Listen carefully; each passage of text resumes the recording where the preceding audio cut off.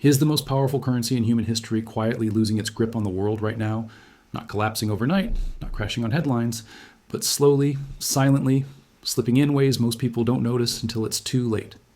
The US dollar still dominates global trade, global debt, and global reserves, yet something feels different today than it did just a decade ago. Countries are behaving differently. Central banks are acting more cautiously. Markets are reacting with hesitation instead of confidence. And when confidence fades in a financial system, history tells us it rarely returns easily. Before we go deeper, this is FINSFAR, where we break down global finance calmly, clearly, and honestly, without noise, hype, or panic, so you understand what's really happening beneath the headlines. Now here was the uncomfortable truth. Reserve currencies don't usually fall because of one dramatic event. They weaken because trust erodes over time. Right now, the dollar looks strong on the surface. High interest rates, global demand, deep financial markets. But underneath, pressure is building from debt, geopolitical tension, and quiet diversification away from U.S. assets. This is how power shifts begin. Not with alarms, but with subtle changes in behavior. And history is full of moments where people ignored early signs because everything still looked fine. For young people especially, this matters more than headlines because currency power shapes jobs, inflation, living costs, and opportunity for decades. If the dollar's role changes, even slightly, the world economy changes with it. So here asks the question that should make you uneasy. Are we witnessing the early phase of a financial transition that will define the next generation, just like Bretton Woods defined the last one? And if this is the beginning, why do most people still believe nothing has changed?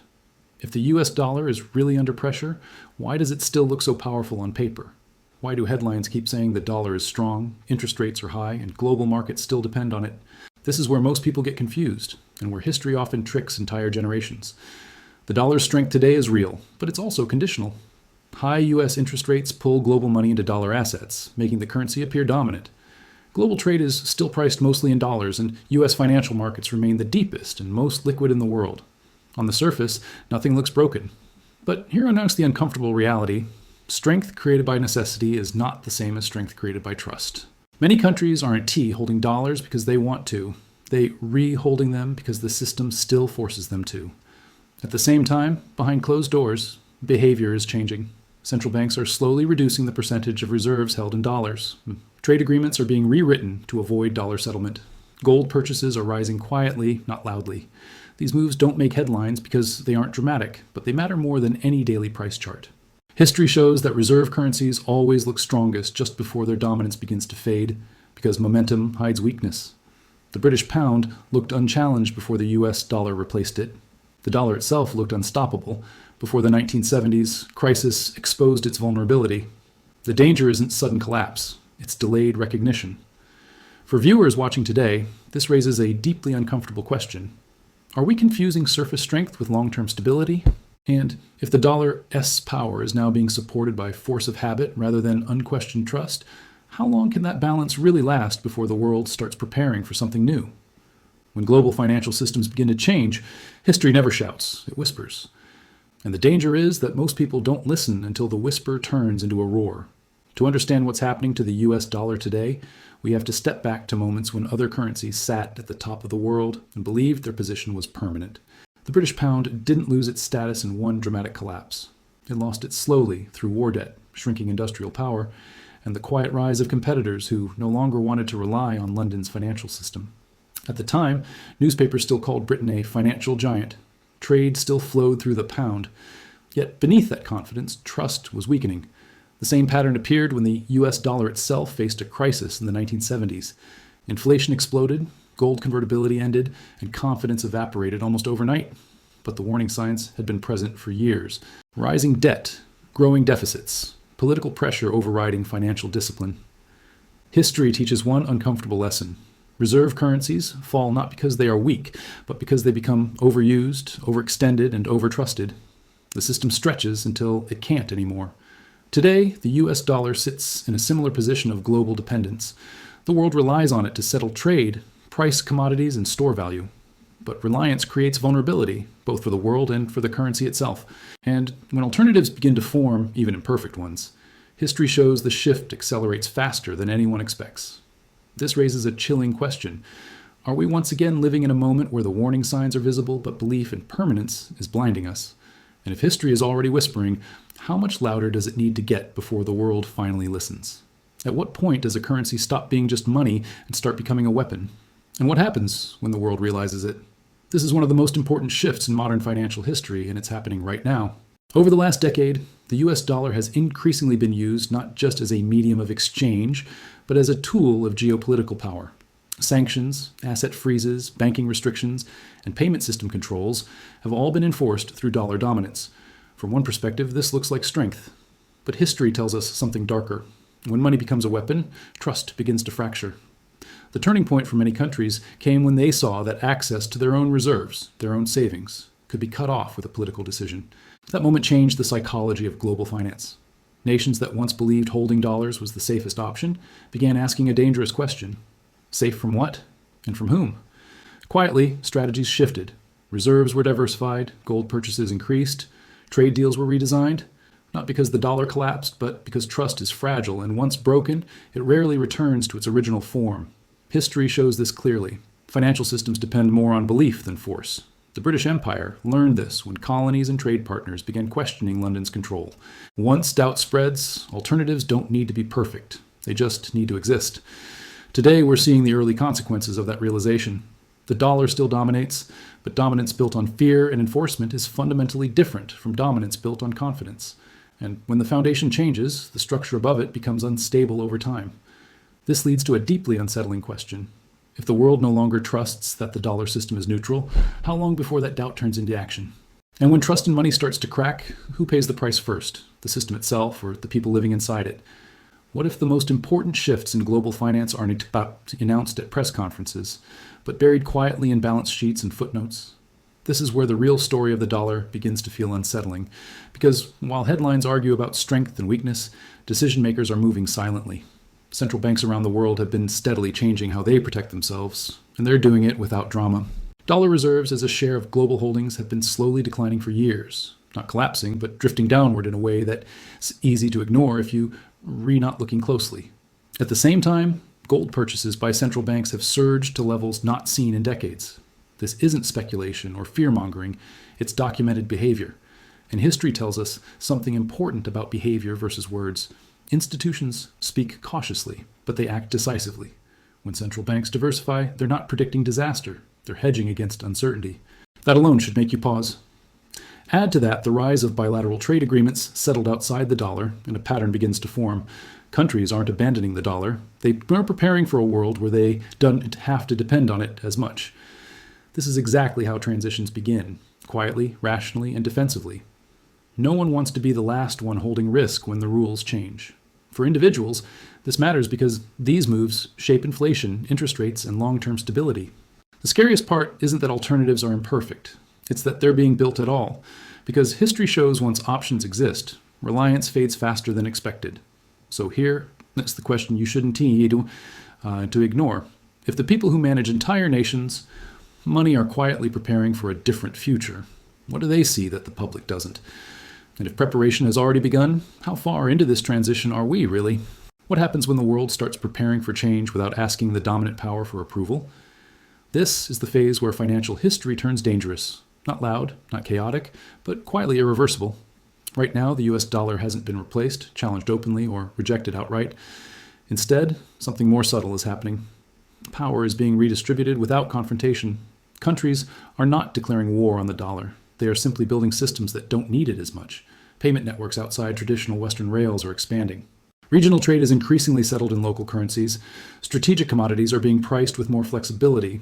None of these moves alone threaten the dollar, but together they change the balance of leverage. And leverage is the true source of financial power.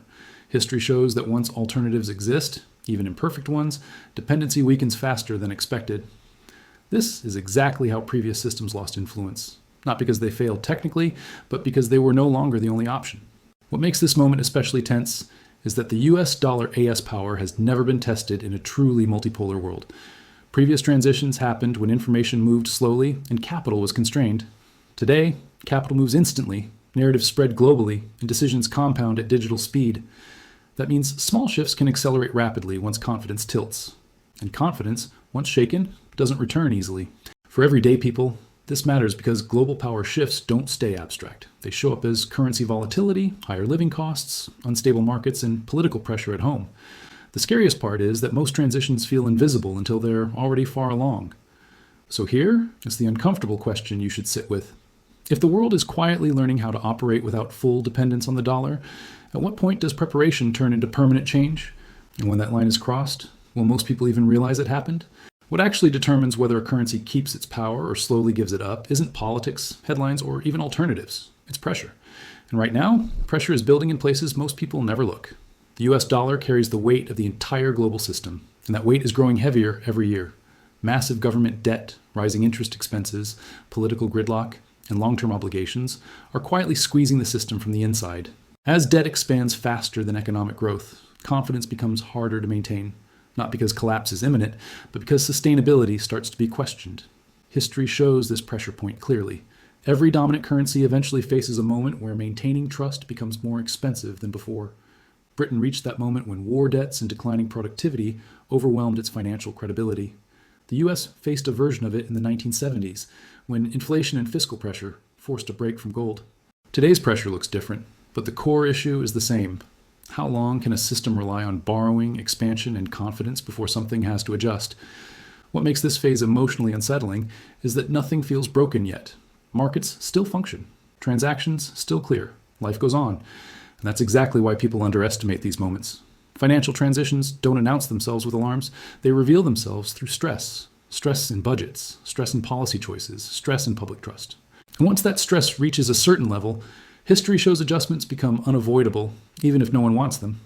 For individuals, this matters because pressure eventually transfers downward, from governments to markets, from markets to businesses, and from businesses to households. So here was the question that should stop you for a moment. Are we approaching the point where maintaining dollar dominance requires more pressure than the system can comfortably handle?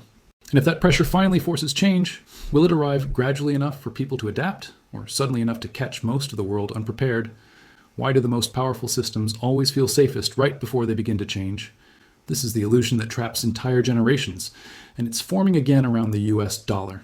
Stability today is everywhere you look. Markets still open, salaries still pay out, trade still flows, and the dollar is still accepted everywhere. But history warns us that stability can be deceptive, especially when it's built on momentum rather than balance. The most dangerous phase of any financial transition is not chaos, it's comfort. When systems become too familiar, people stop questioning them, even as underlying conditions shift. In past monetary transitions, this illusion played a critical role. Before the British pound lost its dominance, London still felt like the financial center of the world. Before the gold standard collapsed, people still believed money was fully backed and safe. The signs were there, but they were dismissed because day-to-day life continued normally. Today, the same psychology is at work. The dollar still works, so the assumption is that it always will. Yet beneath that surface, cracks are forming. Not dramatic fractures, but slow stress lines, rising deficits, long-term entitlement burdens, geopolitical fragmentation, and declining consensus on global rules all add weight to the system. None of these forces destroy dominance alone, but together they challenge the assumption that stability is guaranteed. This is where fear quietly enters the equation. Not panic, but unease. The fear that something foundational is becoming harder to sustain. And once that fear exists, behavior begins to change in subtle ways. Diversification instead of concentration, hedging instead of trust, preparation instead of dependence. History shows that when enough people act this way, systems don't collapse. They evolve into something new. So here's the question that should linger uncomfortably. Are we mistaking familiarity for permanence? And if stability itself has become an illusion, how close are we to the moment when the world finally admits that the old rules no longer fully apply? What finally pushes the world to let go of a dominant system isn't T ideology or rebellion. It is cost. History shows that global shifts happen at the exact moment when staying becomes more expensive than changing. And this is where the story of the US dollar enters its most uncomfortable phase. For decades, using the dollar was the cheapest, safest, and most efficient option for global trade and reserves. Even countries that disliked US influence still depended on the system because the alternatives were worse. But that calculation is slowly changing. Sanctions risk, currency volatility, political unpredictability, and long-term debt concerns are quietly increasing the cost of full dependence on the dollar system. At the same time, alternatives, while imperfect, are becoming just good enough to be usable. And history tells us that good enough is often all it takes. The British pound didn't lose dominance because the dollar was perfect. It lost dominance because the cost of relying on Britain became too high after years of strain. Once that balance tipped, the shift accelerated faster than anyone expected. Today, the same dynamic is forming beneath the surface. Countries aren't rushing out of the dollar. They're slowly reducing exposure, testing options, and preparing exit routes they hope they'll never need. But preparation itself is powerful because once enough actors prepare for a different future, that future becomes more likely. The fear here isn't collapse, it's adjustment. Adjustments reshape trade, capital flows, living standards, and geopolitical influence. And those changes rarely benefit everyone equally. For everyday people, this matters because financial transitions always redistribute pain and advantage unevenly. Some adapt early, others react late. So here is the question that should make you pause. If the global system is approaching a point where change costs less than staying the same, how close are we to the tipping point? And when that moment arrives, will most people recognize it? Or will it only become obvious after the consequences are already locked in? What does the world look like if the US dollar doesn't disappear, but no longer sits unquestioned at the center of everything?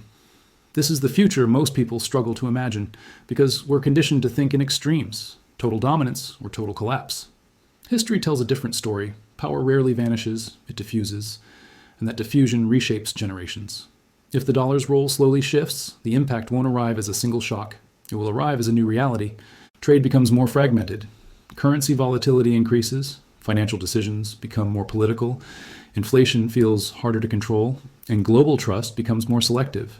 For younger generations especially, this matters deeply because the financial system you grow into defines opportunity more than talent alone. A multipolar currency world doesn't mean chaos, but it does mean complexity. It means navigating a system where no single country guarantees stability for everyone else. History shows that during these transitions, the people who suffer most are those who assume the old system will protect them forever. The people who adapt early don't panic, they learn. They pay attention to incentives, signals, and long-term patterns instead of headlines. And that's the real lesson here. This isn't about fearing the future, it's about understanding it. The dollar may remain powerful for years, even decades, but its role is already being questioned in ways it never was before. And once questions exist, answers eventually follow. The future won't be decided by one event, one war, or one policy. It will be shaped by countless quiet decisions happening right now. So here is the final question that should stay with you long after this video ends. If we are living through the early stages of a historic financial transition, what side of history will understanding put you on? The side that reacts late, or the side that sees change early and adapts before the world forces it to? This is FINSFAR, where we break down global finance, power, and history calmly, clearly, and honestly, so you can understand the world before it changes around you. If this video helped you see beyond the headlines, you're exactly where you need to be.